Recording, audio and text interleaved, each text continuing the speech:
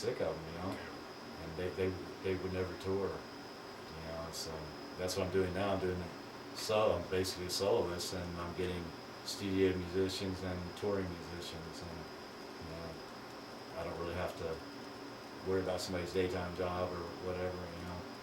I got a younger band for touring, and an older seasoned band, Yeah. Your fans know that you do have an incredible backlog of really great music, classic music, really, for many, many years. But recently you've kind of taken a little bit different direction. Tell us about that. Well, it's not really a different direction. I've always been very open-minded to music. We got labeled punk, and I think a lot of even the early stuff is basically really hard rock, or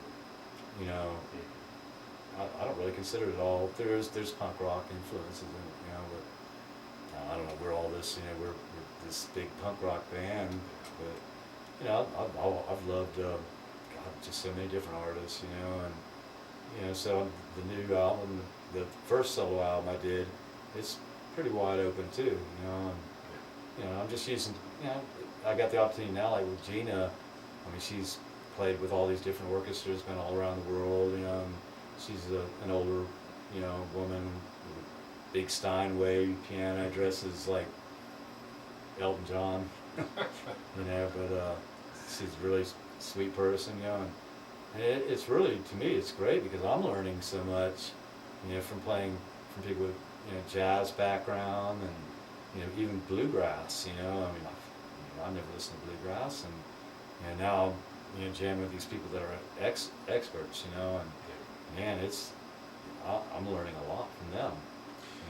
So I asked you, in our first interview, I asked you this question. I'm going to go ahead and ask you again. What do you listen to? I've always loved like Ian Hunter, Mott the Hoople, Ian Hunter, the Alex Harvey band. Most people don't even know who them are. Of course, I was a Ramones fan, and Paul Westenberg replacements, David Young. I love his music. I listen to your radio station every Sunday afternoon. Speaking of your more recent projects, you've recorded a song called "To Carol," a very pretty song. I played it on both. I didn't record that one recently. That was actually. Oh. Well, that was. I am standing corrected. That would be '93. So yeah, so that's 15 years ago when that first came out. It came out electric. Okay. Then I re-released it as an acoustic version just a couple of years ago. That's probably what you're thinking of that. Oh, okay. But that's kind of funny because so many people come up and ask me, man, that's a tragedy. I'm sorry about your girlfriend, you died at such a young age of cancer. And honestly, besides Chris, we talked Chris Gallipo, I don't even know anybody else that ever died of cancer. And I've never known a girl named Carol in my life.